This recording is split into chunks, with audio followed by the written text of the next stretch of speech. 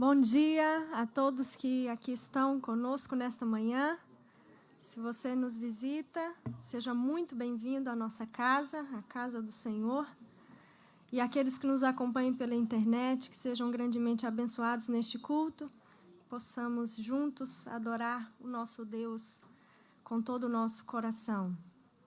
Assim como o salmista, que nós possamos buscar estar na presença do Senhor com alegria todos os dias e assim também neste dia de domingo, como família, corpo de Cristo, para engrandecer aquele que nos criou. Oremos. Pai, nós te rendemos graças, Senhor, pelo privilégio que temos de estar na tua casa nesta manhã, para juntos adorarmos o teu nome, conhecermos mais da tua palavra e assim, ó Deus, nos achegarmos mais a ti diante do nosso relacionamento íntimo contigo, ó Pai. Te agradecemos, Senhor, porque Tu és esse Deus maravilhoso que nos ama, Senhor, de forma incondicional e que está presente nas nossas vidas em todo o tempo, até mesmo nas dificuldades, ó Deus, moldando o nosso caráter, fazendo com que possamos crescer cada vez mais, olhando e enxergando, ó Deus, as coisas de forma diferente, entendendo que o Senhor tem nos orientado, o Senhor tem nos guiado e feito, ó Deus, que os nossos corações realmente, ó Pai,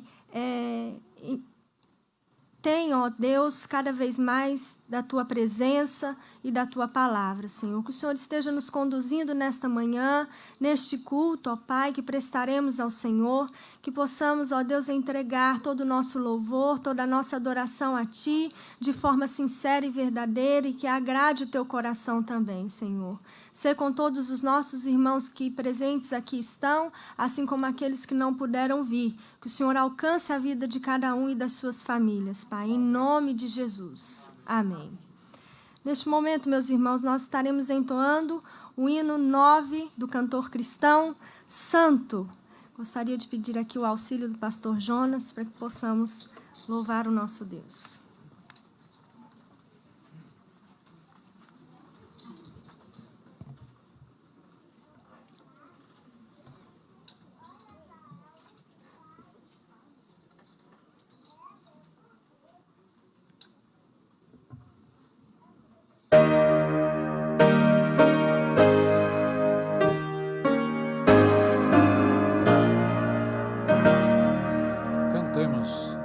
Santo,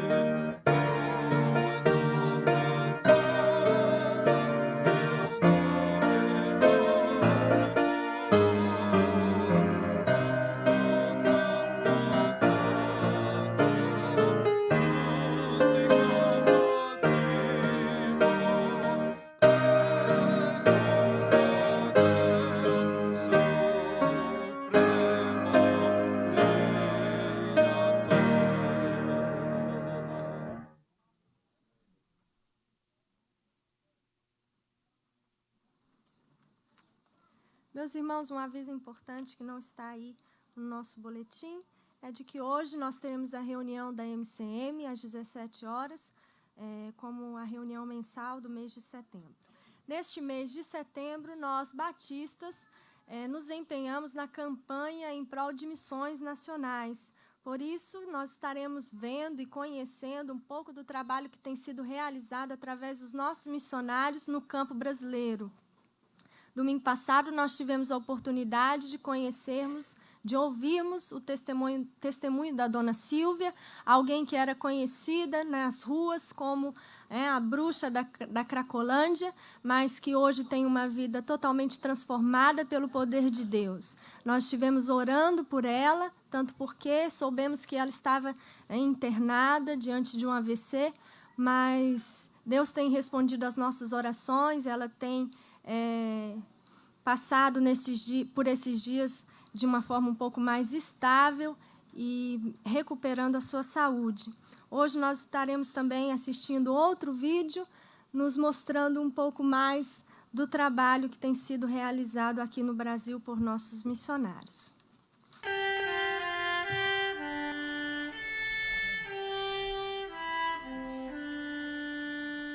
Eu me senti um lixo. A escória da sociedade. Dois estranhos que só tinham em comum o vício pelo crack e tudo o que ele traz de pior. Minha vida se resumiu somente na prostituição, no roubo, no tráfico e crack. Eu cheguei a ficar 3 meses com a mesma roupa no corpo, 3 meses sem tomar banho. Uma vez eu encontrei uma caixa de geladeira e eu dormi dentro dessa caixa de geladeira. Eliane, 30 anos, Lodemir, 39, são mineiros. Cada um veio para São Paulo por um motivo, mas no fim, os dois acabaram no mesmo lugar, a Cracolândia. O final da caminhada do usuário de droga é conhecer a Cracolândia. Todos querem conhecer a Cracolândia. Parece uma balada, um arreio. Você tá me levando? Aqui perto. Quer botar? A Larissa, personagem interpretada pela atriz Graça Massafera na novela Verdades Secretas, também foi parar nas ruas da região central de São Paulo, atrás da droga. Fui uma vez lá. Foi acompanhado pelas assistentes sociais que cuidam do lugar. Eu acho que um dos momentos mais chocantes assim, na minha vida. Esta semana, o público vai conhecer o destino da Larissa.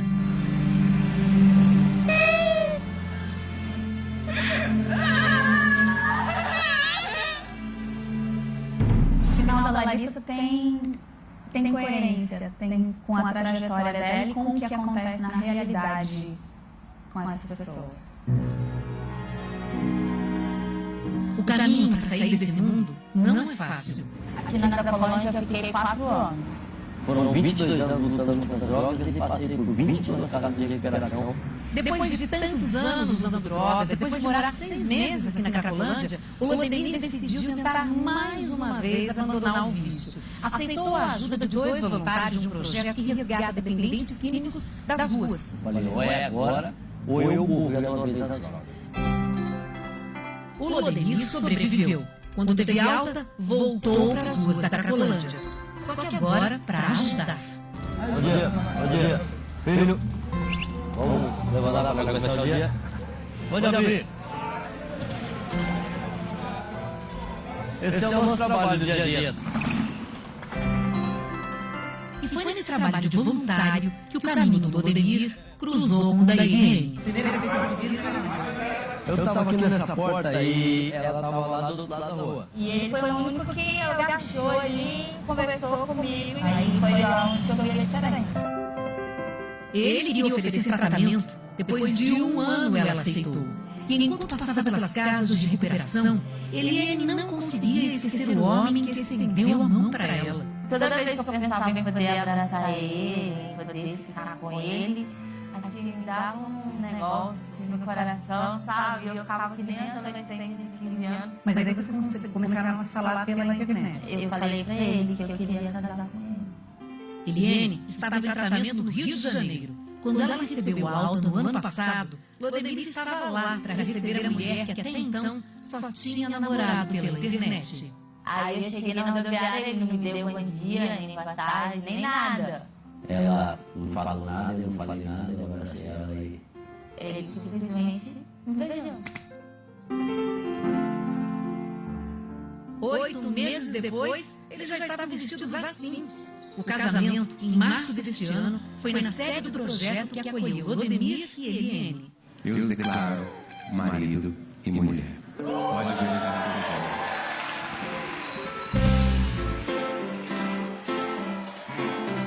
Mas a grande comemoração foi na rua mesmo. Nas ruas da Cracolândia. Quando eu olhava para trás e que eu via todos os meus convidados caminhando comigo, junto comigo, e aí eu entendi que era aquilo a coisa certa a se fazer. Então, para mim, o nosso casamento é perfeito. Foi um casamento... É o único. É o único, porque o casamento é único na vida da gente, né? Ele é meu grande amor, ele é meu amigo, ele é meu companheiro. A mulher da minha vida, a mãe dos meus filhos. Hoje, os dois juntos ajudam quem vive o que eles viveram na Cracolândia. É triste ver, porque eu sei o que eles estão passando na pele, eu sei o que eles estão sentindo. Odemir e Eliene tinham um passado de drogas e de crimes. Foram presos, mas agora não devem mais nada para a justiça.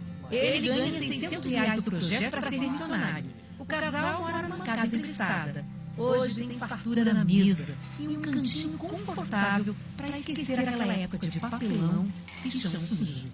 Antes eu limpava uma rua, uma calçada, para tirar um lixo para me deitar. É maravilhoso.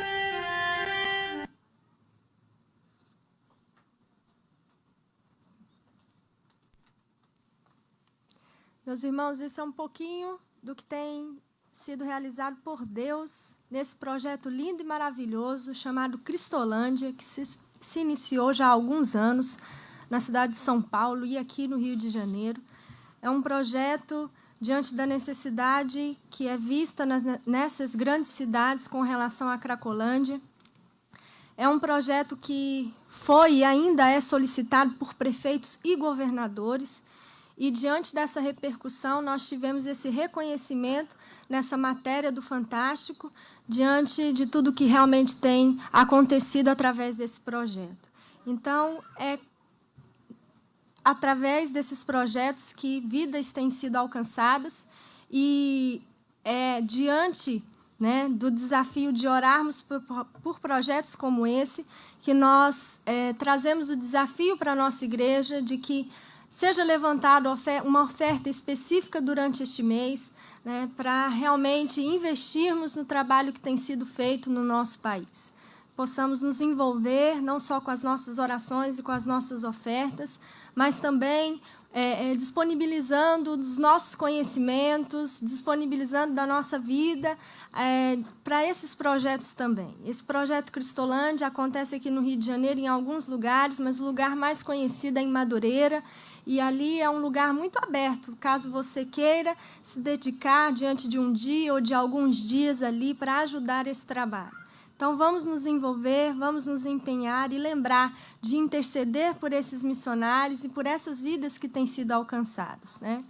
A dona Silvia foi, né, um resultado desse trabalho, e não só esse casal, como nós vimos, mas muitos outros casais têm se formado ali na Cristolândia, assim como Sérgio e a sua esposa. Sérgio era um ex-travesti, mas hoje faz parte da turma da Silvia lá no CIEM, se preparando para ser um missionário juntamente com a sua esposa aqui no Rio de Janeiro. Neste momento, então, nós estaremos orando, intercedendo por esses trabalhos e por esses missionários. E eu gostaria de pedir que o irmão Anderson viesse aqui à frente para nos conduzir a esta oração.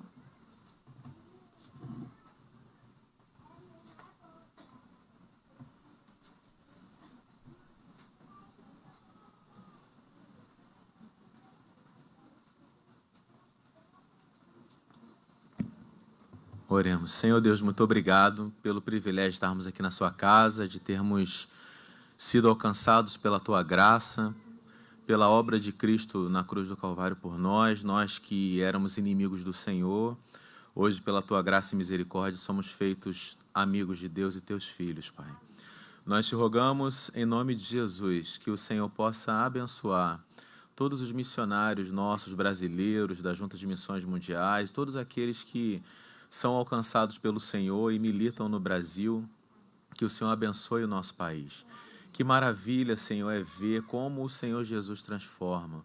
O Senhor Jesus que é o mesmo de ontem, que vemos e lemos na Bíblia, é o Jesus de hoje, o nosso Salvador, que pode trazer sentido para a nossa vida. Senhor, nós nos sentimos tão pequenos ao vermos, Senhor, um trabalho tão grandioso. Sabemos que isso é obra do Teu Espírito, Senhor, que tem atuado na vida dos Teus servos. E como servos do Senhor, nós também queremos ser usados pelo Senhor, nós queremos ter senso de propósito na nossa vida. Senhor, que nós não percamos o foco, Senhor, mas que estejamos ligados com o Senhor, honrando ao Senhor, tendo comunhão contigo, e que essa comunhão venha transbordar, Senhor, em toda a nossa vida, no nosso andar diário, Senhor, no nosso trabalho, na escola, na igreja, que nós venhamos pulsar, Senhor, que nós venhamos transbordar da Tua presença, do Teu Espírito pelo Brasil e pelo mundo. Nós te rogamos que não só, Deus, uma contribuição financeira, mas que a dedicação das nossas vidas, Senhor, para alcançar aqueles que são Teus. Senhor, abençoa a vida da irmã Silvia, que está hospitalizada, que o Senhor possa levantá-la, que ela possa ter alegria ainda de, assim como esse casal que vai a Cristolândia levar a palavra, que ela também seja sustentada pelo Senhor, para que tenha essa alegria de levar e compartilhar a Tua palavra ali com aquelas pessoas. Abençoa, Senhor, a nossa igreja, para que possamos não só alcançar o alvo financeiro, mas ultrapassar esse alvo, Senhor. E que, sobretudo, venhamos ter o nosso coração inteiramente disponível para sermos usados pelo Senhor. Em nome de Jesus que oramos, Paizinho. Amém. Nesse momento, convido a todos para se colocarem de pé, para que juntos possamos fazer a leitura bíblica de Romanos capítulo 1, versículo 8 ao 17, que está impresso no nosso boletim. E em seguida nós estaremos cantando alguns cânticos de louvor e adoração ao Senhor, tendo a oportunidade de dedicarmos as nossas ofertas e os nossos dízimos. Primeiramente, dou graças a meu Deus, mediante Jesus Cristo, no tocante a todos vós, porque em todo o mundo é proclamada a vossa fé. Porque Deus ha metido em meu espírito, no Evangelho de seu Filho, é a minha testemunha de como incessantemente faço menção de vós em todas as minhas orações, suplicando que não compreendam, pela vontade de Deus, se me ofereça boa ocasião de visitar. Porque muito desejo ver-vos, a fim de repartir convosco algum dom espiritual, para que sejais confirmados, isto é, para que em vossa companhia reciprocamente nos confortemos por intermédio da fé mútua, vossa e minha. Porque não quero, irmãos, que ignoreis muitas vezes e propus viver convosco, do que tem sido até agora repetido, para conseguir igualmente vós como também os gentios. Pois sou devedor tanto a gregos como a bárbaros, tanto a sábios como a ignorantes, por isso, quanto está em mim, estou pronto a anunciar o Evangelho também a vós outros em Roma. Pois não me envergonho do Evangelho, porque é o poder de Deus para salvação a todo aquele que crê, primeiro o judeu e também o grego, visto que a justiça de Deus se revela no Evangelho, de fé em fé, como está escrito, o justo viverá pela fé. Amém. A equipe de música estará nos conduzindo neste momento. Se você ainda não cumprimentou seu irmão que está aí do seu lado, dê a ele um abraço, um bom dia, uma palavra de bênção.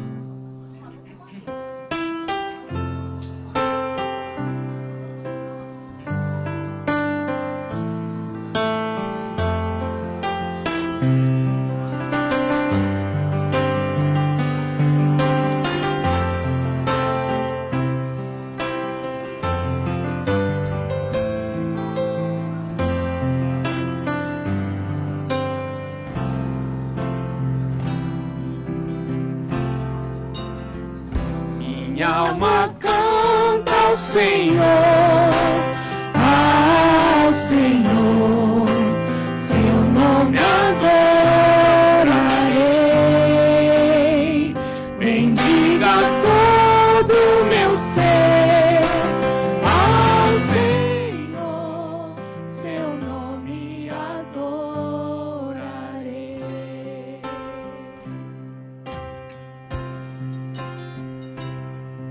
O sol nasceu, surge um novo dia. Eu canto a ti uma nova canção. E seja o que for ou que está diante de mim, eu cantarei até o anoitecer. Minha alma canta ao Senhor, ao Senhor, seu nome adorarei. Bendiga todo o meu ser, ao Senhor, seu nome adorarei.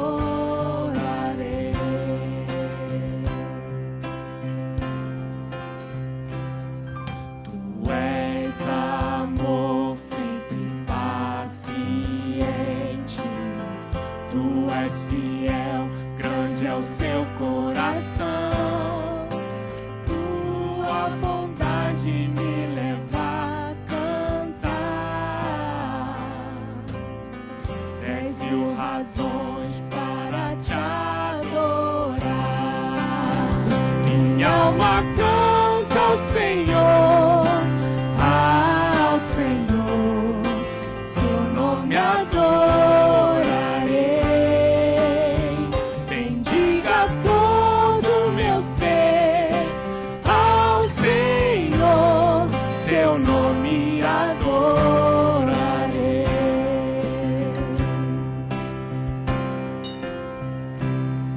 E quando enfim se findar o dia e o meu tempo aqui se acabar, ainda assim minha alma seguirá cantando.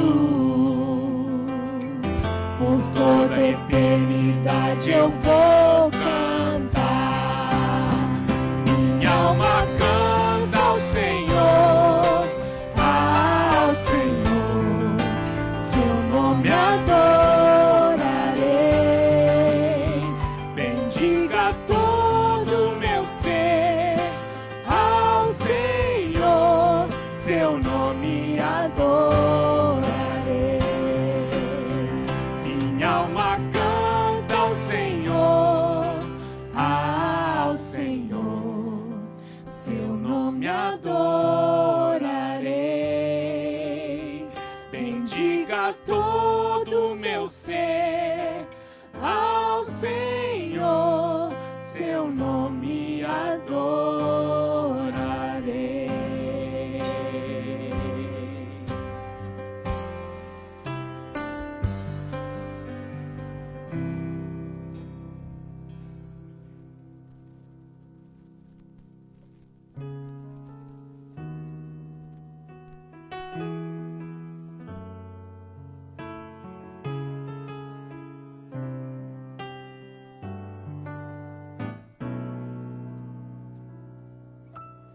Vem, derrama paz, vem, derrama as bênçãos sobre este povo que se chama povo teu.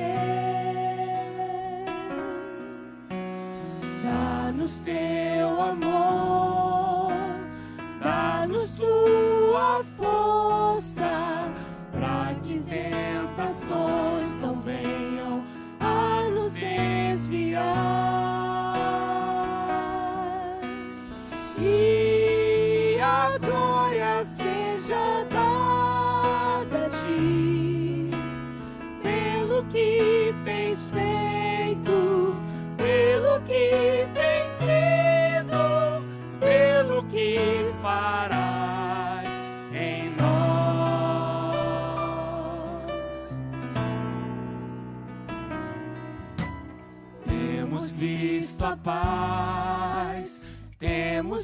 visto as bênçãos sendo deste povo transformado em povo teu.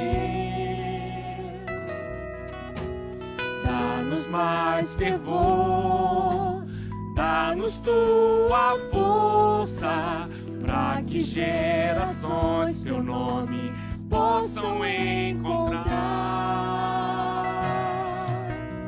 E assim nós damos glória a ti, pelo que tens feito, pelo que tens sido, pelo que farás em nós. E a glória seja dada a ti, pelo que tens feito, pelo que tens sido, pelo que farás em nós.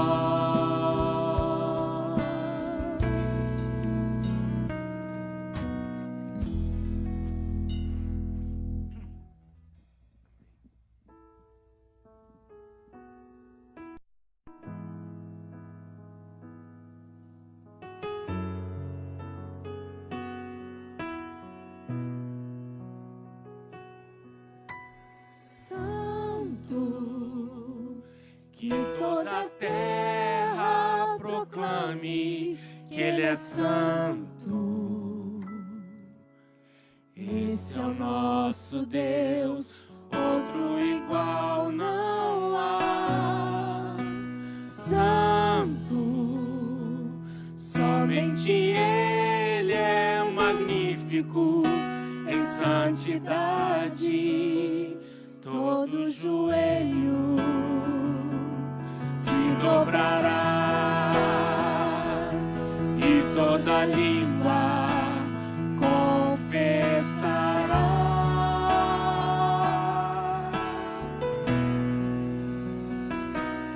Ele é santo,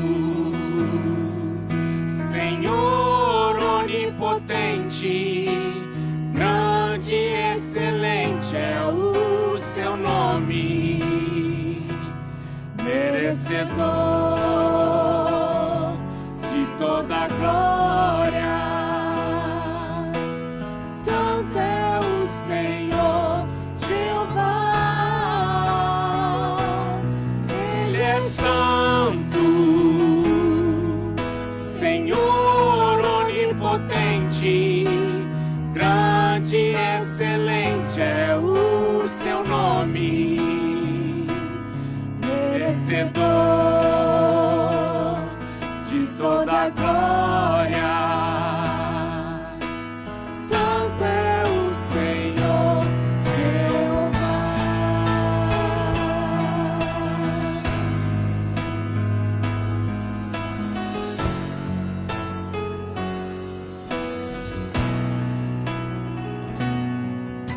Santo, que toda a terra proclame que Ele é santo. Esse é o nosso Deus, outro igual não há. Santo, somente Ele é magnífico em santidade. Todo joelho se dobrará e toda língua confessará.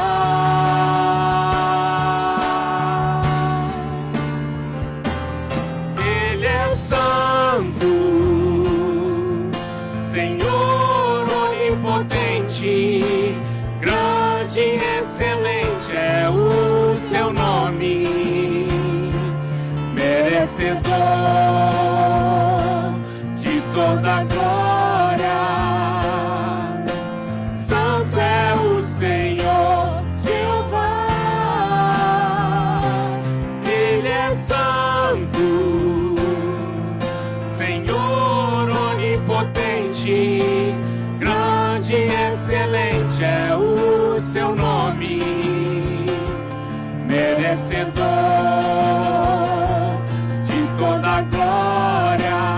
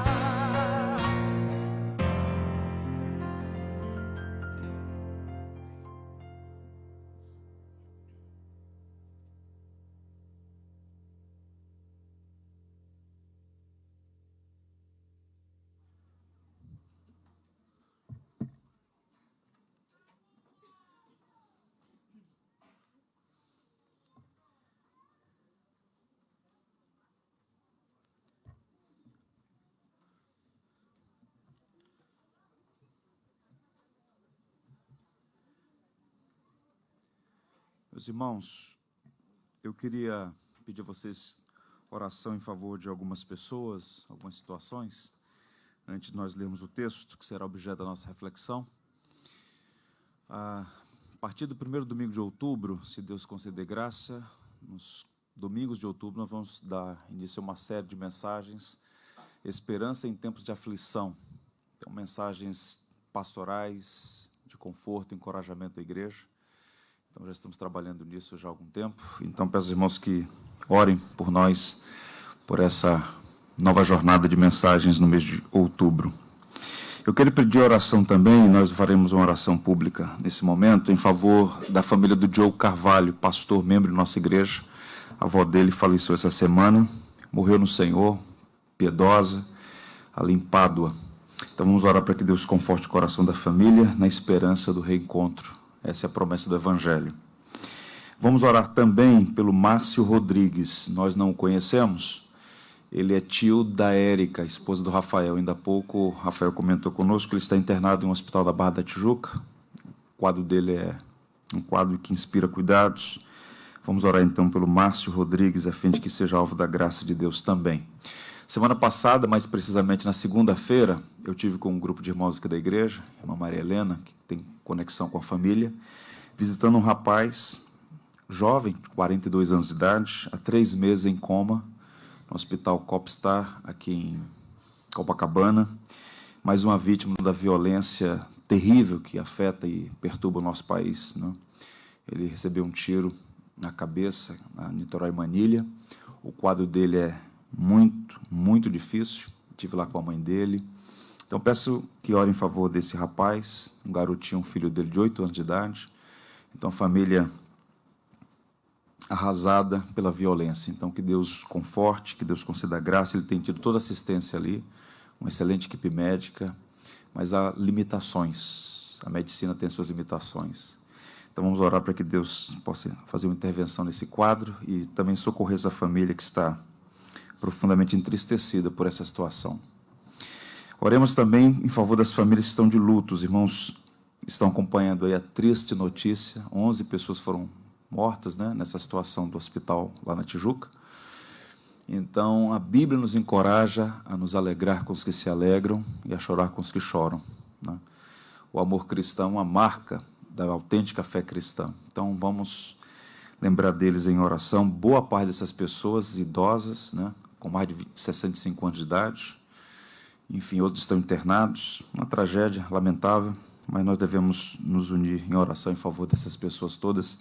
Citei alguns nomes aqui, então peço a você que crie o bom hábito de orar não apenas pelas suas necessidades imediatas, por sua família, mas também a interceder. Interceder é se colocar no lugar de outro, orar em favor de outros. Por vezes a gente nem sabe quem são, a gente não conhece detalhes, mas é a nossa vocação, pois nós entendemos que orar não é lançar palavras ao vento. Orar é confessar a nossa dependência. Só Deus é suficiente em si mesmo, só Deus é. Nós apenas somos uma neblina que cedo passa e precisamos aprender a orar. E orar é confiar na providência divina. Então vamos orar então em favor desses nomes e deixo aqui o desafio para que você siga durante a semana orando por essas pessoas. Pelo Márcio Rodrigues, especialmente, e pelo Paulo Faria e sua família.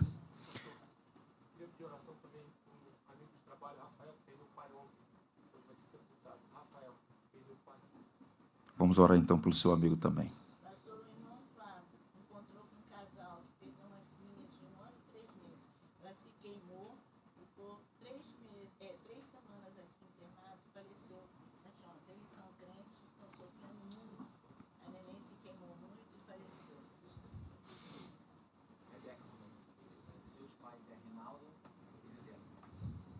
Muito triste, né? Perder um filho tão novo. Vamos orar. Ó Deus, nosso Pai Celestial, reconhecemos que Tu tens todo o poder nos céus e na terra. Reconhecemos que o Senhor é soberano, que os Seus caminhos não são os nossos, nem os Seus pensamentos, os nossos pensamentos.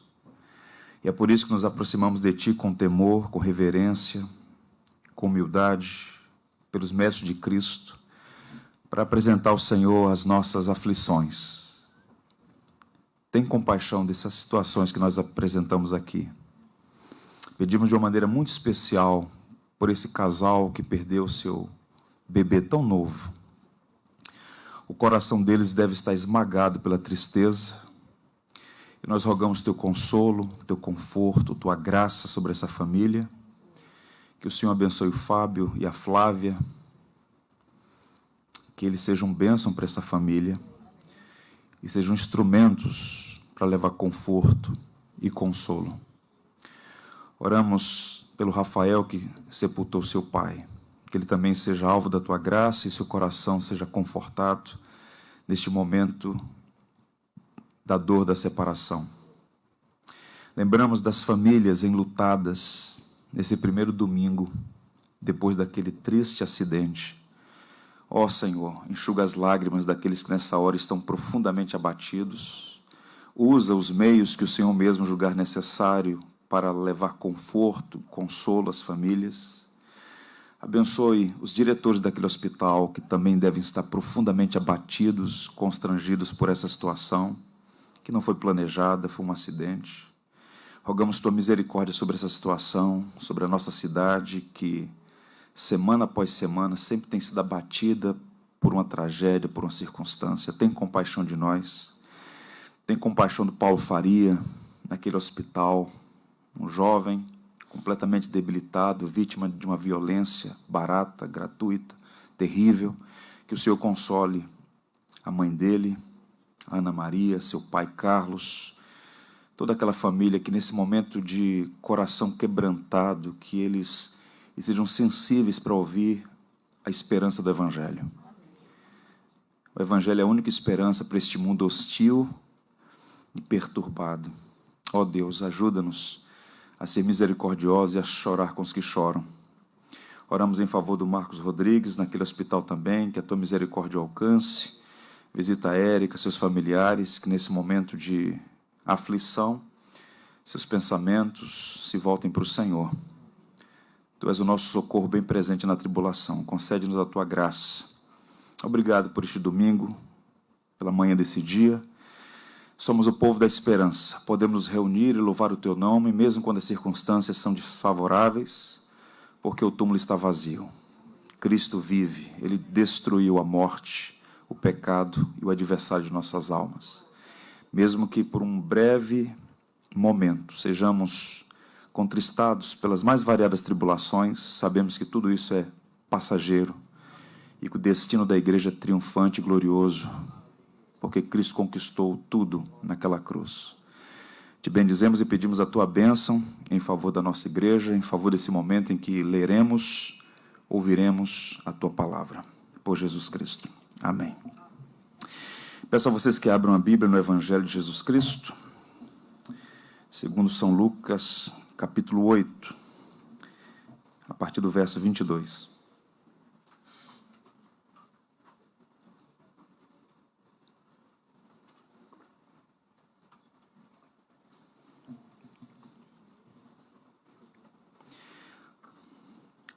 São Lucas, capítulo 8, a partir do verso 22. É uma narrativa relativamente longa, mas muito instrutiva. Eu queria sua atenção para juntos aprender com Cristo como é que se cumpre a missão de alcançar perdidos. Diz assim, então, a viva e eficaz palavra de Deus, Lucas 8, a partir do verso 22. Aconteceu que num daqueles dias, entrou ele num barco em companhia dos seus discípulos e disse-lhes: passemos à outra margem do lago. E partiram. Enquanto navegavam, ele adormeceu. E sobreveio uma tempestade de vento no lago, correndo eles o perigo de sossobrar. Chegando-se a ele, despertaram-no, dizendo: Mestre, mestre, estamos perecendo. Despertando-se Jesus, repreendeu o vento e a fúria da água. Tudo cessou e veio a bonança. Então lhes disse: onde está a vossa fé? Eles, possuídos de temor e admiração, diziam uns aos outros: quem é este que até os ventos e as ondas repreende e lhe obedecem? Então rumaram para a terra dos Gerazenos, fronteira da Galiléia. Logo ao desembarcar, veio da cidade ao seu encontro um homem possesso de demônios, que havia muito não se vestia, nem habitava em casa alguma, porém vivia nos sepulcros. E quando viu a Jesus, prostrou-se diante dele, exclamando e dizendo em alta voz: Que tenho eu contigo, Jesus, Filho do Deus Altíssimo? Rogo-te que não me atormentes. Porque Jesus ordenara ao espírito imundo que saísse do homem, pois muitas vezes se apoderara dele. E embora procurassem conservá-lo preso em cadeias e grilhões, tudo despedaçava e era impelido pelo demônio para o deserto. Perguntou-lhe Jesus: Qual é o teu nome? Respondeu ele: Legião, porque tinham entrado nele muitos demônios. Rogavam-lhe que não os mandassem sair para o abismo. Ora, andava ali pastando no monte uma grande manada de porcos. Rogaram que lhes permitisse entrar naqueles porcos, e Jesus o permitiu. Tendo os demônios saído do corpo, entraram nos porcos, e a manada precipitou-se despenhadeiro abaixo, para dentro do lago, e se afogou. Os porqueiros, vendo o que acontecera, fugiram e foram anunciá-lo na cidade e pelos campos. Então saiu o povo para ver o que se passara, e foram ter com Jesus.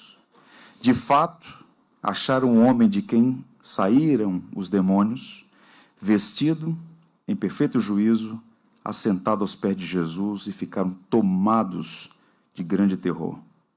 E algumas pessoas que tinham presenciado os fatos contaram-lhes também como fora salvo o endemoniado. Todo o povo da circunvizinhança dos Gerazenos rogou-lhe que retirasse deles, pois estavam possuídos de grande temor. E Jesus, tomando de novo o barco, voltou. O homem de quem tinha saído os demônios rogou-lhe que o deixasse estar com ele. Jesus, porém, o despediu, dizendo: Volta para casa e conta aos teus tudo o que Deus fez por ti. Então foi ele anunciando por toda a cidade todas as coisas que Jesus lhe tinha feito. Que o Senhor nos abençoe.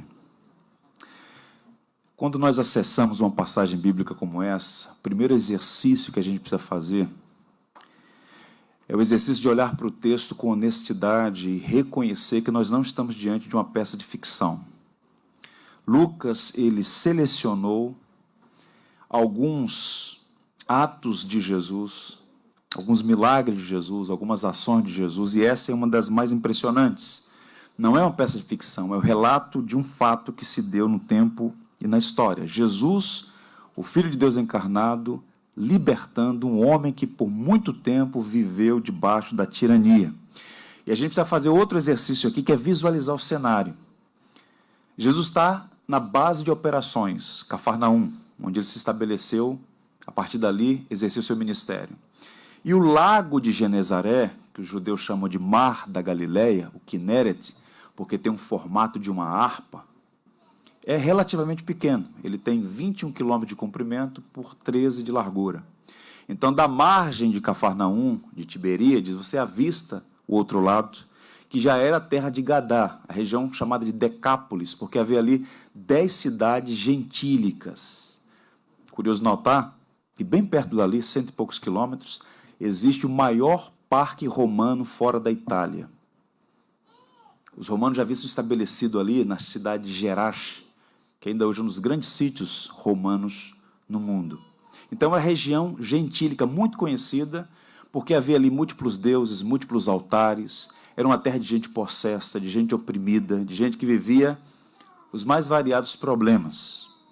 E Cristo, então, depois de um dia inteiro de atividades missionárias, ele empreende a atravessar o lago com seus discípulos, até a terra de Gadá, e ali ele opera esse milagre. Milagre no sentido de que houve uma intervenção sobrenatural na vida de um homem que a sociedade não pôde ajudar, que a religião não pôde ajudar. Perceba isso. As pessoas tentavam contê-lo com cadeias e prisões, mas ele tudo despedaçava. Essa é a narrativa de Lucas, que é um médico, que fez uma acurada investigação dos fatos antes de escrever o texto. Ele diz então que Cristo teve um encontro com aquele homem, expulsou espíritos malignos que oprimiam aquele rapaz. O rapaz intenciona voltar com Jesus, ou seja, mudar para o outro lado da margem do lago, território israelense, para o território da Galileia, E Jesus então disse para ele, não, você deve ficar aqui. Vai à cidade e conta aos teus o que Cristo fez por ti. Então o texto diz que de um possesso, ele passa a ser agora um missionário, um evangelista. O que é que essa passagem tem a nos ensinar? Várias lições. E ainda à guisa de introdução, eu diria o seguinte, Cristo dá a esse homem uma nova identidade e uma missão. É curioso que quando nós lemos os evangelhos, e eles se complementam, cada um olhando de um ângulo, cada um objetivando apresentar uma faceta do ministério de Jesus, da sua identidade messiânica, toda a atividade de Cristo foi no sentido de resgatar o homem do cativeiro. Mesmo as pessoas que se ufanam, que são soberbas e acham que estão bem, que de nada precisam, que vivem numa condição, por vezes, muito favorável do ponto de vista civil, socioeconômico, a leitura que a Bíblia faz e que Cristo diz de modo muito claro e contundente é que todo homem é um escravo. Ele é um escravo do pecado, que corrompeu sua natureza, ele é um escravo deste mundo cujos valores também vão na contramão da vontade de Deus.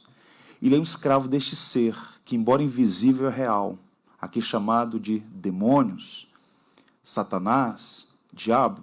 Na nossa cultura, nós temos dois polos, extremos perigosíssimos. Um polo são esses que vivem de ludibriar as pessoas na internet, de ludibriar as pessoas na televisão, falsários, que encenam e veem demônio em tudo e em todos. Boa parte dessa gente, na verdade, vive numa construção de impérios, mercadejando a palavra de Deus, e o Senhor mesmo, no momento oportuno, há de julgá-los. No entanto, no extremo oposto, há um grupo expressivo de pessoas, inclusive nas igrejas históricas, da qual nós fazemos parte, que não tem uma percepção espiritual, por vezes são até céticas em relação a essas realidades espirituais. Existe, sim, espíritos malignos em atividade, que, por vezes, em algum momento, podem até tomar o corpo de uma pessoa, e nós somos testemunhas disso, e de modo que essa narrativa aqui mostra para nós um indivíduo que estava debaixo da tirania de Satanás. Quando Jesus pergunta a ele, qual é o teu nome? E ele diz, Legião. Lucas dá essa informação, e é muito didático nisso, porque todos sabiam, e ele está numa região dominada pelo Império Romano. Uma legião era uma guarnição romana, composta de 6.000 homens. Era o grande poder bélico do Império Romano. Roma conseguiu chegar onde chegou graças ao poder belicoso das legiões. Havia uma organização militar muito forte. Então, legião aqui é um símbolo de poder devastador, que ninguém pode resistir. E aquele indivíduo estava opresso por um poder comparado a uma legião. E Cristo, então, o liberta, dá a ele uma nova identidade. E essa nova identidade vem acompanhada de uma missão. Você vai à sua casa, você vai à sua cidade, diz para as pessoas tudo o que Deus fez por ti. Não foi a religião. Havia múltiplas religiões ali, nenhuma delas pôde ajudá-lo. Não foi a sociedade, não foi o Estado romano. Há situações da vida do homem que só o Evangelho pode transformar. Foi o que aconteceu com aquele rapaz. E o que é que nós aprendemos aqui? Algumas coisas muito interessantes. Observe. O verso 35 é bem instrutivo. Diz assim, de fato acharam um homem de quem saíram os demônios, vestido em perfeito juízo, assentado aos pés de Jesus, e ficaram admirados. Veja o quadro, Lucas está apresentando aqui o contraste, a mudança.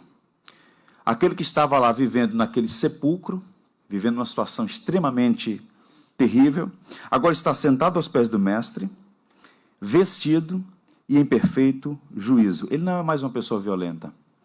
Ele não é mais uma pessoa que vive nu pelos sepulcros daquelas regiões. Não, ele agora está recuperado a sua dignidade, a sua sanidade mental, ele agora está como um ser humano. O Evangelho humaniza as pessoas, e aquele indivíduo teve a sua dignidade resgatada pelo encontro pessoal com Jesus Cristo. Isso é maravilhoso. E Cristo, então, dá a ele essa missão de ir e anunciar às pessoas tudo o que Deus fez em favor deles. No Brasil, meus irmãos, há muitos gadarenos. Vivemos num país continental onde há muitas pessoas vivendo uma situação muito similar a essa. Gente atormentada, gente opressa, gente debaixo de tiranias. O Brasil é um país, infelizmente, com muitos brasileiros nessa condição. E nós, discípulos de Jesus Cristo, temos o dever moral e, ao mesmo tempo, o privilégio sublime de levar a palavra de Cristo, a palavra do Evangelho, que pode, de fato, dar um novo sentido para as pessoas.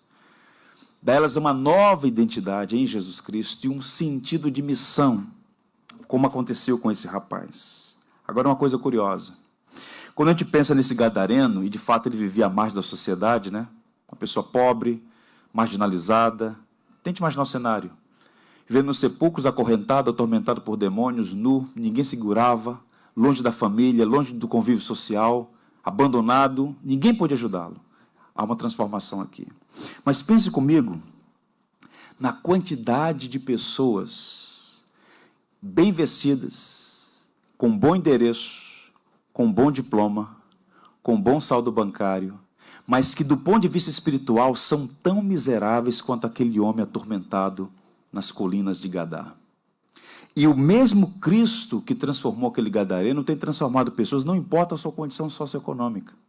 Porque um dos perigos que a igreja pode incorrer, e muitas vezes incorre com facilidade, é achar que essa mensagem do Evangelho é apenas para os que estão socialmente vulneráveis. É lindo, e nós nos sentimos encorajados com o trabalho que tem sido feito pelos batistas brasileiros e outras igrejas, frente a essa epidemia das drogas devastando o nosso país. 10, 20, um caso de pessoas há 20 anos no submundo das drogas, e de repente vai lá, é alcançada, transformada, reinserida na sociedade, amada. Esses testemunhos todos encorajam. Mas observe, o gadareno não é apenas aquele que está numa Cracolândia à margem da Avenida Brasil. Há muita gente numa varanda, olhando uma boa paisagem, mas igualmente opressa nas trevas, no pecado, sem senso de identidade e missão. E a gente precisa alcançar essas pessoas. O homem não está em perfeito juízo, observe, o homem não está em perfeito juízo enquanto não se converte a Deus. Não está em seu lugar adequado enquanto não assentar-se pela fé aos pés de Jesus. Ele não está corretamente vestido enquanto não se reveste da justiça de Cristo. E todos precisam ser alcançados por essa graça. Todos haviam desistido daquele homem, mas Cristo foi ao encontro dele. E aqui nós, discípulos de Jesus, aprendemos com o próprio Mestre como alcançar pessoas. E nós queremos aqui apresentar lições práticas de como Jesus nos ensina a alcançar os gadarenos que por aí estão. Primeira coisa que me chama a atenção aqui é a determinação para o encontro do necessitado. Observe o verso 22. Aconteceu que naqueles dias entrou ele num barco em companhia dos seus discípulos e disse: passemos para outra margem do lago, e partiram. Não foi um acidente, foi planejado. Havia um projeto, havia uma determinação do próprio Cristo. Passemos a outra margem do lago. O verbo passar aqui tem uma força no texto grego que dá a ideia de que eles foram impelidos por Jesus a atravessar o lago. Portanto, há uma disposição, uma determinação de um encontro do necessitado. E, por vezes, o que falta a nós é essa determinação de cumprir a missão. Pare para pensar na quantidade de pessoas com as quais você convive, com as quais você se relaciona, que pode, eventualmente, não estar na mesma situação visível de um gadareno, numa situação de tormento, de vulnerabilidade social, mas que também está debaixo do cativeiro, do pecado. Nós estamos aí no chamado Setembro Amarelo, uma campanha interessante no sentido de encorajar pessoas que vivem atormentadas por variados problemas, inclusive o problema crescente do suicídio. Há tanta gente, e nós precisamos acordar, abrir os olhos e, de alguma maneira, aprender com Cristo, ter determinação, postura, uma firmeza no sentido de cumprir essa missão que não pode ser terceirizada. Quando nós fazemos uma campanha, nos envolvemos com o trabalho dos batistas brasileiros, variadas frentes, no Nordeste, entre os ribeirinhos, no sul do país, nas Cracolândias do Brasil, há muitas frentes. Esse trabalho deve ser encorajado, deve ser apoiado, deve ser assistido, mas observe, todo cristão é um missionário ou ele é um impostor. Você tem acesso a pessoas que ninguém mais terá. E você tem que aprender com Cristo essa determinação. Ele atravessa o lago para o encontro de uma pessoa que necessitava, e há muita gente necessitada. Aos Efésios, Paulo disse assim, naquele tempo, trazendo a memória dos cristãos em Éfeso, estáveis sem Cristo, separados da comunidade de Israel, estranhos à aliança da promessa, não tendo esperança e sem Deus no mundo. Olha a descrição que Paulo fala de todo cristão que de fato foi regenerado, alcançado pela graça salvadora. Qual era o seu quadro, o nosso? Separados da comunidade de Israel, estranhos à aliança da promessa, nada sabíamos, total ignorância, sem esperança e sem Deus no mundo. Essa era a nossa condição.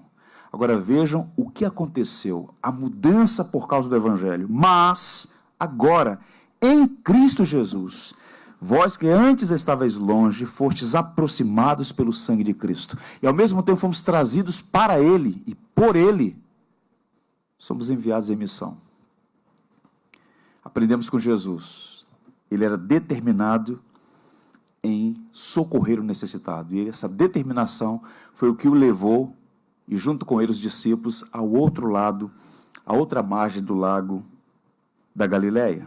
Pois bem, se alguém me perguntasse qual é o nosso principal problema nessa falta de determinação, eu diria que não é conhecimento.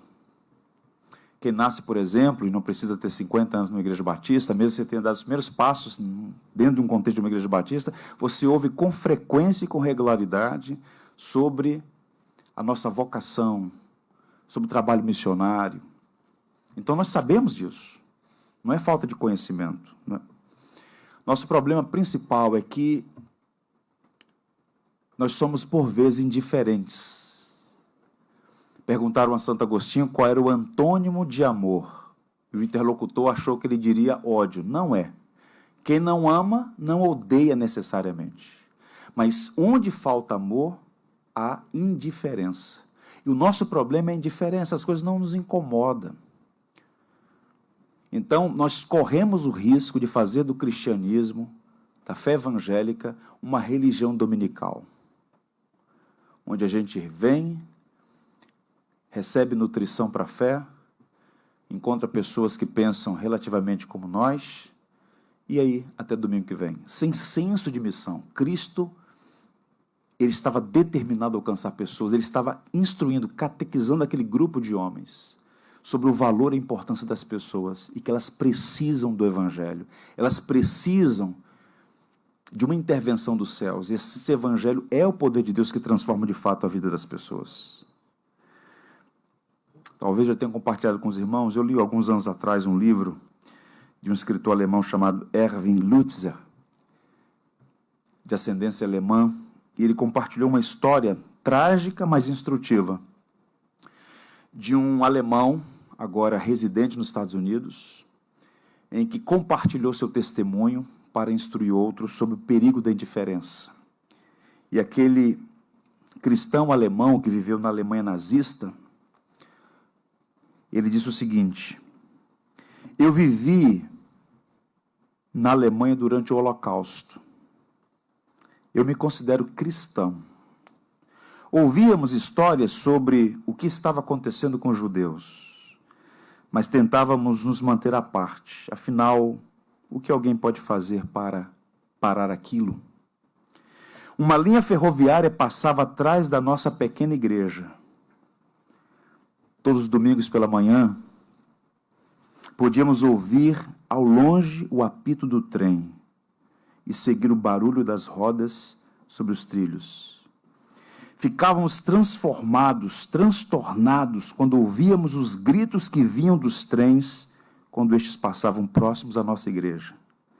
Percebíamos que naqueles vagões, judeus estavam sendo carregados como se fossem gado. Semana após semana, ouvimos o apito do trem. Tínhamos pavor de ouvir o som das rodas, porque sabíamos que ouviríamos o som dos gritos dos judeus rumo aos campos de extermínio, gritos que nos atormentavam. Sabíamos a hora em que o trem viria e quando ouvíamos o zumbido, começávamos a cantar hinos. No momento em que o trem passava atrás da igreja, já estávamos cantando com toda a força. Se ouvíssemos os gritos, cantávamos mais altos para não escutá-los. Os anos se passaram e ninguém mais falou sobre isso. Porém, ainda ouço o apito daquele trem em meus sonhos. Deus me perdoe, perdoe a todos nós, que nos dizíamos cristãos e não fizemos nada para interferir. Eu chamo isso de abafando os gritos com os hinos. Todos os dias, vagões inteiros levam pessoas rumo à completa destruição. E algumas vão nesses vagões com extrato bancário, com escritura de imóvel, com diploma, com roupa de grife, com regras de etiqueta, mas completamente arruinados e alienados, porque quem não tem o evangelho não tem nada. E a igreja, e somente a igreja, recebeu o mandato de proclamar o evangelho, o único poder capaz de transformar uma pessoa, uma família e, por vezes, uma nação inteira. E muitas vezes falta-nos o que havia em Jesus e que ele estava ensinando aos seus discípulos: determinação para ir ao encontro do necessitado. Há uma distância que, por vezes, não é geográfica, porque, às vezes, a distância é de uma porta para outra. Vivemos na era do privativismo, os condomínios fechados, vizinhos que não se falam, indiferença, em nome da privacidade, cada um na sua, se você acreditar Deus por todos. E nós não fazemos relacionamentos intencionais, falta-nos gentileza, falta-nos amabilidade, falta-nos a perspectiva de que ali há uma pessoa, há uma família, que não conhece o Evangelho, que não sabe da grandeza do amor de Cristo naquela cruz, e que esse poder pode transformá-la, e mais, que essa transformação terá implicações para a eternidade, porque nós não estamos falando de viver bem apenas aqui e agora. O que está em jogo é o destino eterno. E enganado está quem pensa que tudo termina no cemitério da cidade. A nossa vida é muito curta e é incomparavelmente menor do que toda a eternidade para a qual iremos inexoravelmente. Um dia passaremos pelos portões da eternidade. Precisamos aprender com Jesus. Determinação para o encontro do necessitado. Me encoraja muito o apóstolo Paulo, quando ele disse: sede meus imitadores, como eu sou de Cristo. Ele está demonstrando sabedoria, não é arrogância. Uma vez, conversando com um procurador em Minas Gerais, ele me perguntou: não era arrogância de Paulo fazer uma afirmação dessa? Foi uma conversa boa. Eu disse: não foi arrogância de Paulo.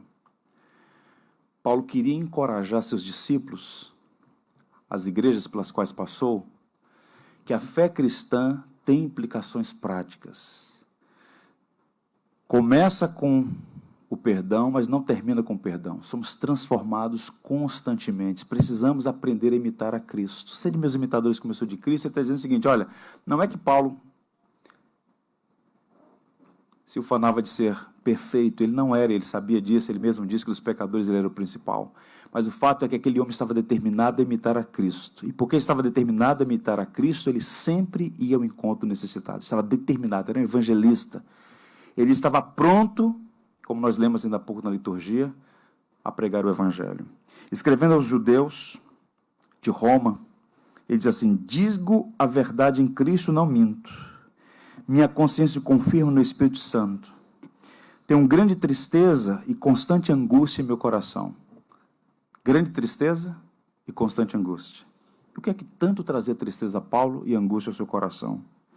Pois até desejaria ser amaldiçoado e separado de Cristo, por amor de meus irmãos, os de minha raça, o povo de Israel. Ele amava tanto os judeus, que ele estava depois de sacrificar, se fosse o caso, a sua própria salvação, em favor dos seus contemporâneos, dos seus conterrâneos.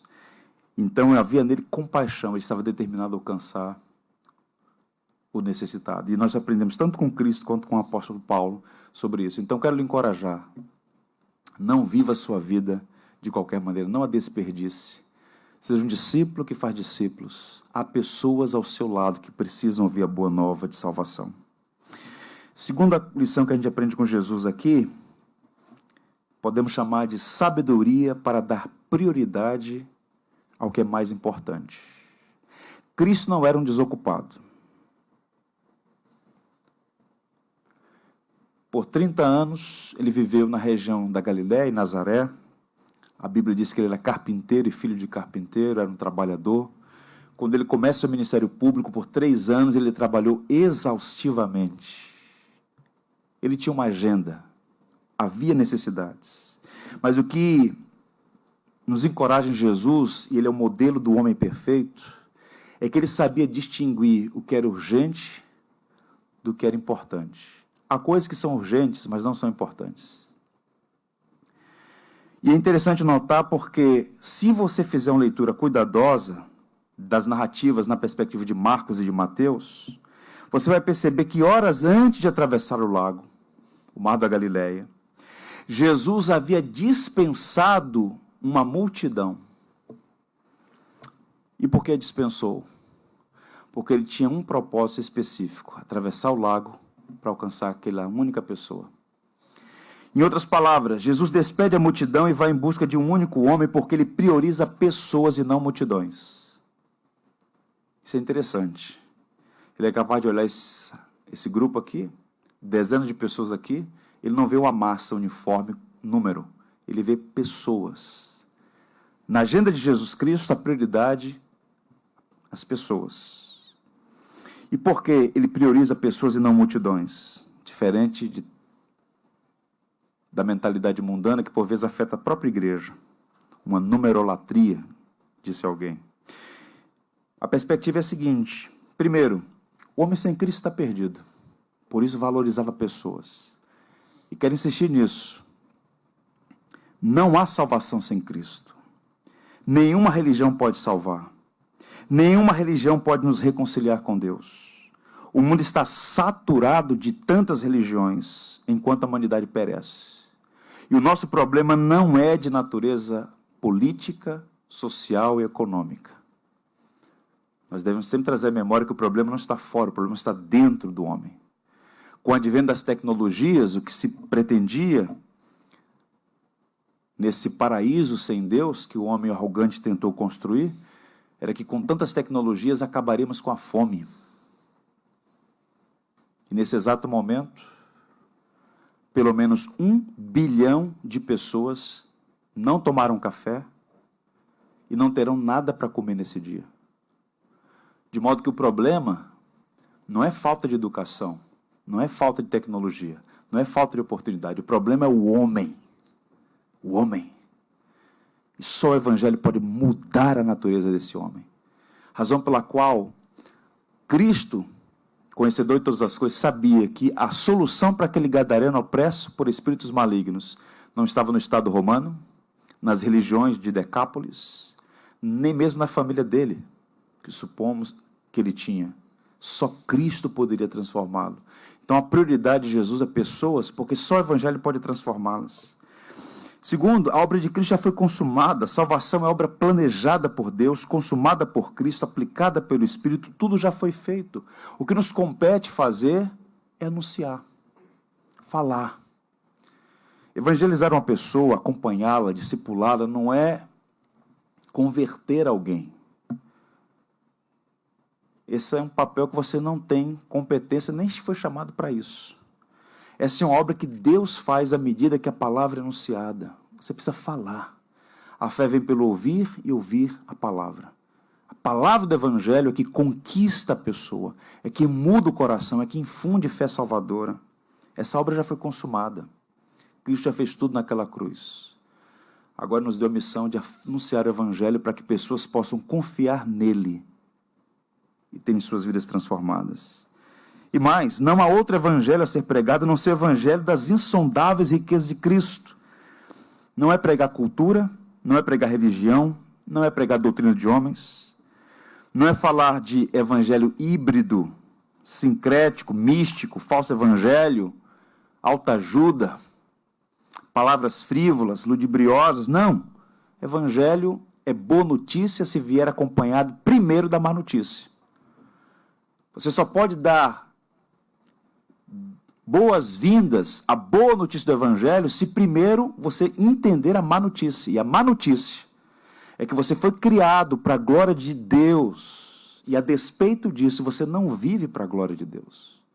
Você não ama a Deus sobre todas as coisas e você não ama o seu próximo como a si mesmo.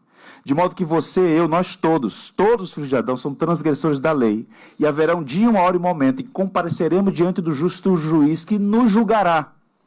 E aqueles que comparecerem diante do Criador, sem a justiça de Cristo, irremediavelmente perecerão por toda a eternidade. Essa é a má notícia.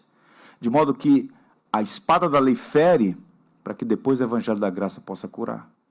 E o evangelho das insondáveis riquezas de Cristo precisa ser anunciado. E a igreja é portadora dessa mensagem. E mais, porque só a igreja está credenciada a pregar o evangelho. As instituições para-eclesiásticas, seminários, organizações, juntas, agências missionárias, são braços autorizados da igreja. Auxiliares da igreja. Porque o mandato foi dado à igreja. A igreja tem a missão intransferível de falar do evangelho. Veja o que Jesus disse. Vocês não dizem, daqui a 4 meses haverá colheita? Eu lhes digo, abram os olhos e vejam os campos. Estão maduros para a colheita. O pedagogo aqui falando com muita propriedade, usando um ponto cultural que eles conheciam, viviam numa sociedade agrícola, rural. Vocês não dizem que quando os campos estiverem branquinhos, estão prontos para a ceifa? Faltam 4 meses, não é isso? Ok. A colheita aí, faltam 4 meses. Mas há outro campo que já está pronto para a colheita. Vocês precisam falar. Vocês precisam anunciar o evangelho. Caminhando, disposição para servir, mesmo estando cansado. Observe o verso 23, como o texto diz. Enquanto navegavam, ele adormeceu. Estranho isso, não? Enquanto navegavam, ele adormeceu. O trânsito ali é curto. Ele está falando de colocar uma linha reta, 13 quilômetros, de uma ponta a outra do lago. É relativamente curto fazer esse percurso. Rápido, quero dizer. Mas ele entra no barco e adormece. Por quê? Porque o Cristo que nós adoramos na manhã de hoje, o Cristo, o Verbo eterno que se fez carne, habitou entre nós, que morreu a nossa morte, ressurgiu, foi assunto aos céus, está vivo e voltará, ele era plenamente humano. E depois de um dia inteiro de atividades, observe que ele vai fazer essa viagem no final do dia. Ele está cansado, ele adormece. Mesmo cansado, ele se dispõe a servir. Isso é interessante. Por quê? Boa parte da nossa fraqueza, da nossa improdutividade, uso essa palavra com reservas, mas a nossa falta de disposição para servir, muitas vezes é embasada na desculpa de que estamos cansados. Eu nunca vi uma geração que lamenta tanto o cansaço quanto a nossa. Hoje não dá, estou cansado. Hoje não dá, estou cansado. E o cansaço às vezes é real, não é imaginário. É cansaço real mesmo, a gente se cansa. E essa foi uma semana que passou que eu me cansei muito. Falei para minha esposa hoje de manhã, eu estou muito cansado. O cansaço de Jesus era real. Mas observe, o cansaço não foi impedimento para o cumprimento da missão. Sabe por quê? Vou dizer por quê. E as mães aqui sabem muito bem sobre isso. Uma mãe pode estar muito cansada, exausta, exaurida suas energias, mas ela faz o último esforço para abençoar o filho. Por quê? Porque ama. O amor tem o poder de suplantar os nossos cansaços. E Cristo, mesmo cansado, foi porque Ele amava aquelas pessoas, em particular aquele homem. Eu quero lhe encorajar, não permita que nenhuma circunstância, por mais adversa que seja, lhe roube o privilégio de ser um arauto da graça. Seja um instrumento nas mãos do Senhor. E sabe qual é a boa notícia? A boa notícia é essa aqui, ó. Faz forte ao cansado e multiplica as forças do que não tem nenhum vigor. Deus fortalece, Deus concede graça e a gente cumpre a missão. Que nossa meta seja do apóstolo Paulo. Porém, nada considero a minha vida preciosa para mim mesmo, contanto que me complete a carreira e ministério que recebi do Senhor Jesus para testemunhar o evangelho da graça de Deus. Sejamos instrumentos nas mãos do Senhor. Há gente do seu lado precisando ouvir. E por fim, o motivo maior, amor pelo próximo. Há uma informação aqui na perspectiva de Marcos, no capítulo 15, que é interessante. Indo ter com Jesus, viram endemoniado o que tivera a legião, assentado, vestido em perfeito juízo, e temeram. Os que haviam presenciado os fatos contaram-lhe o que acontecera com o endemoniado e acerca dos porcos. Essa é uma passagem que nos intriga, porque é o seguinte, vejam, Cristo não está dando aqui método de expulsar demônio. O que Cristo está fazendo aqui é libertando um homem daquela opressão maligna, ok. Mas a pergunta é a seguinte, por que é que Cristo permitiu que aqueles espíritos malignos entrassem naqueles porcos e esses porcos se precipitassem no mar? Era um precipício. A narrativa diz que então aqueles porcos, uma manada deles, se precipita e se lança ao mar. Quando as pessoas chegam, vem aquele homem, e ele era conhecido. Agora ele está vestido, assentado aos pés de Jesus em perfeito juízo. Houve uma transformação perceptível. E as pessoas ficam impressionadas. Como isso aconteceu? E aí, os porqueiros, aqueles que cuidavam dos porcos, dizem, olha, isso aí foi Jesus. E o texto vai dizer que esses homens que cuidavam daquela manada de porcos, não sabemos exatamente quantos eram, mas era um número expressivo, informam aos donos. Aquele homem que vivia opresso está curado. O homem está transformado. Só que os porcos foram para o beleléu. O quê? E a narrativa diz que eles exigiram que Jesus saísse dali, que se retirasse deles. Isso aqui é uma inferência. Abra um parênteses. Parece que esse texto está sugerindo que para algumas pessoas, aqueles porcos valiam mais do que aquele homem restaurado. Aquilo revelou muito do coração daquelas pessoas. Que maravilha! Foi transformado? Sim, mas teve um custo. Os porcos não estão mais aí. Eles ficaram indignados e pediram para que Jesus se retirasse deles.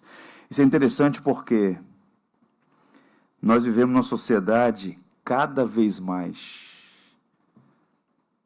gananciosa, avarenta, indisposta a sacrifícios em favor do outro. Nós somos idólatras do nosso conforto e bem-estar.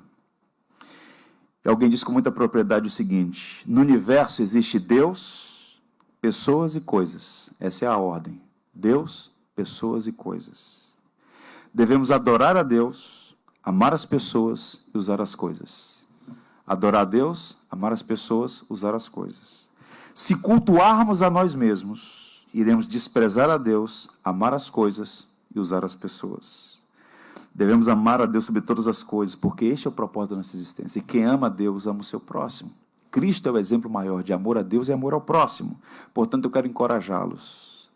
Peço ao Senhor, encha o meu coração de compaixão e amor pelo outro.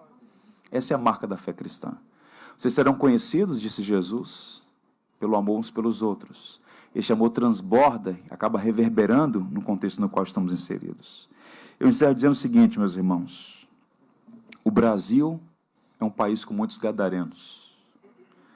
E os gadarenos não são aqueles apenas que estão ali à margem da Avenida Brasil, naquela situação deplorável, na sarjeta. Há muitos gadarenos nos bairros mais nobres da nossa cidade. Gente opressa, sem sentido para a vida. E a igreja precisa seguir os passos do Mestre e ir ao encontro dessas pessoas. Aqui, ali e acolá. Nesse mês de setembro, todas as igrejas batistas no Brasil estão envolvidas, ouvindo os testemunhos, os desafios, plantação de igreja, trabalho com indígenas, ribeirinhos na Amazônia, no Cerrado, no Nordeste, no Sertão, plantando igrejas, orfanatos, creches, trabalhos mais variados, várias frentes. E nós precisamos fazer algumas coisas. Assumir o compromisso de orar. Quem não ora é presunçoso. E nós somos tentados à presunção. Quem não ora está sugerindo que pode fazer sem o auxílio do Senhor. Nós não podemos fazer essa missão sem o auxílio da graça. Orar pelo trabalho missionário. Devemos contribuir para missões.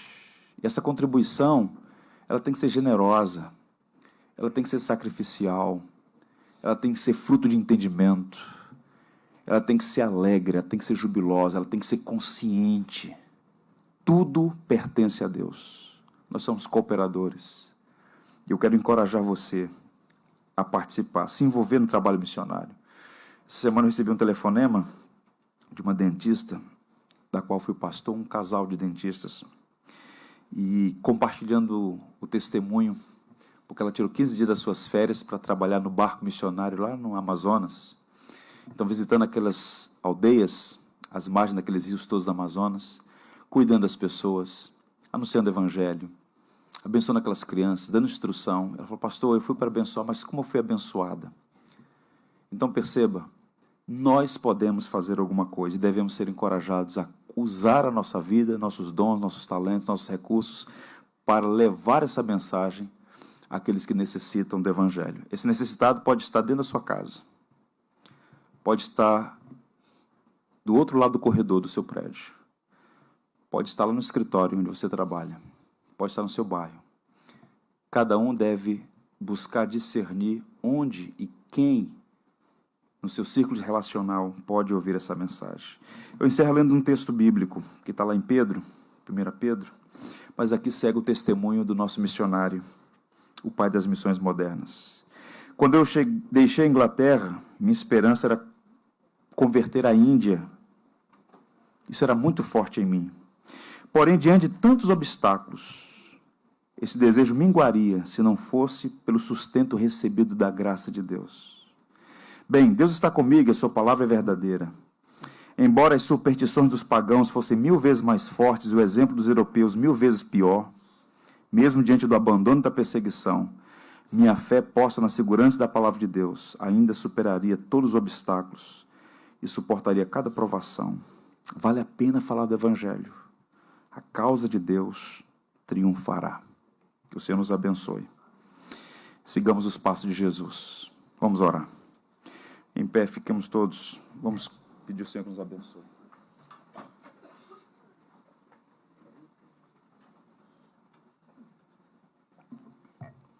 Talvez seja oportuno, vou pedir aqui o pessoal da música, antes da gente fazer essa oração, há uma canção que a Junta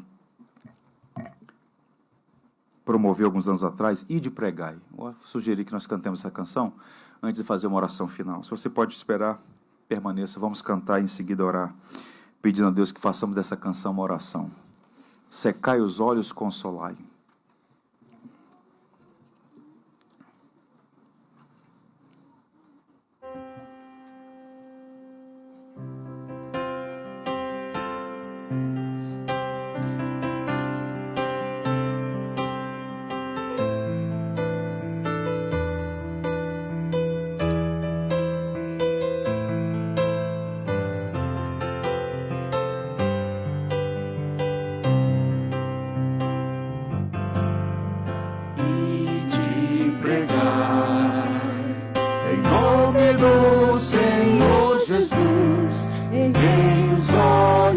Para ver que é tempo de ceifar e de confiar. E Deus sempre cumpre o que nos diz em toda circunstância. sua graça e força nos dará, para que o mundo creia e te pregai a Cristo.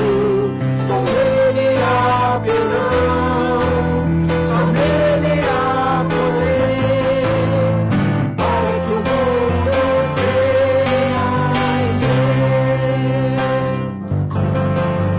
E te pregai, em nome do Senhor Jesus, fechar os olhos, consolar, a cruz está.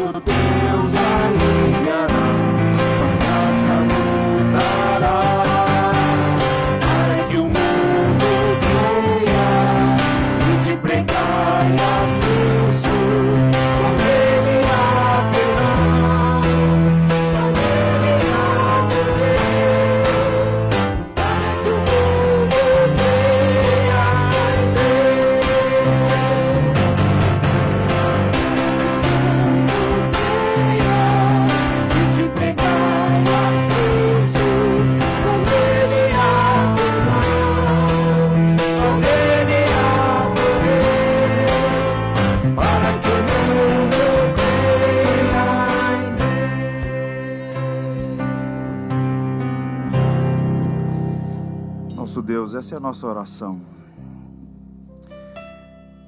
Enche o nosso coração de compaixão pelo necessitado, a mesma compaixão que norteava o ministério de Jesus. Ajuda cada um de nós, discípulos do Mestre, a seguir os seus passos e a ter determinação para ir ao encontro dos necessitados. Há muitos deles à nossa volta. Livra-nos da indiferença, livra-nos da apatia, da letargia, da falta de sensibilidade quanto às questões que são mais importantes. Depura a nossa agenda para que tudo que é frívolo, inútil e até mesmo nocivo seja posto de lado, para que, como discípulo de Cristo, possamos dar prioridade ao que é mais importante: pessoas. Ó Deus, abençoa a nossa família, porque é o nosso primeiro campo missionário. Aquele homem foi orientado por Jesus a permanecer na sua cidade e a falar aos seus tudo o que Deus fez por ele. A começar em nossa casa, ajuda-nos a abrir a boca e falar de Cristo. Ó Deus, abençoa-nos, desperta-nos para essa missão. Ajuda-nos, Senhor, porque esse desafio é maior do que nós mesmos e por vezes nos sentimos tão intimidados pelas circunstâncias. Dá-nos ousadia, enche-nos do Teu Espírito. Abençoa essa igreja no cumprimento da missão, do desafio de alcançar este bairro e essa região. Oramos para que o Senhor levante obreiros para essa seara. Oramos para que o Senhor nos dê estratégias, sabedoria, perseverança e, sobretudo, a motivação correta. Amor pelo Senhor e amor pelas pessoas. Que o Teu nome seja glorificado em nós e através de nós. Dá-nos uma semana abençoada. Dá-nos uma semana sob os Teus cuidados. Que possamos exercitar a nossa fé e confiar diariamente a nossa vida ao Senhor, lançando sobre o Senhor toda a nossa ansiedade, pois Tu tens cuidado de nós. Que o Teu amor esteja sobre nós, Sua graça e as Suas misericórdias, por Jesus Cristo, Salvador nosso. Amém. Deus abençoe, irmãos.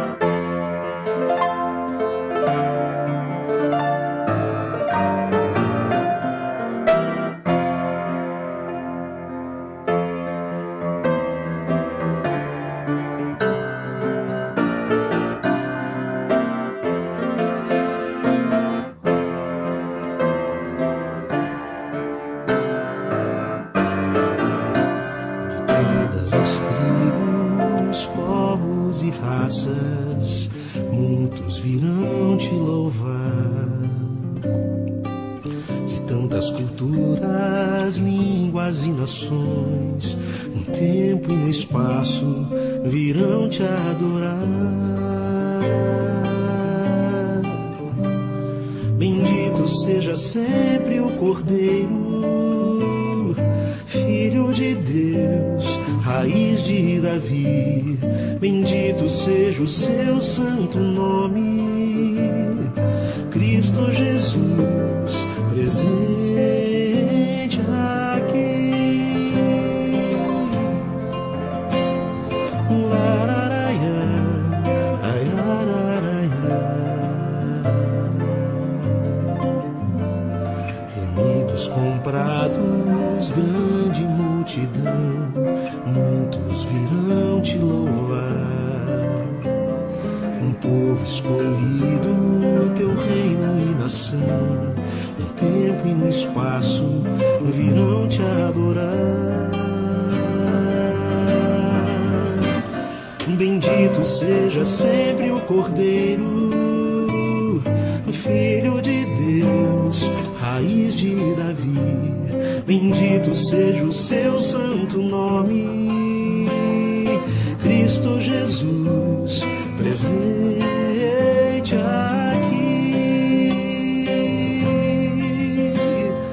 Lararaia, aiararaia. E a nós só nos cabe tudo dedicar, oferta suave ao Senhor. Dons e talentos queremos consagrar, e a vida no teu altar, pra teu louvor. Bendito seja sempre o Cordeiro, Filho de Deus, raiz de Davi. Bendito seja o seu santo nome, Cristo Jesus, presente aqui. Cristo Jesus, presente aqui.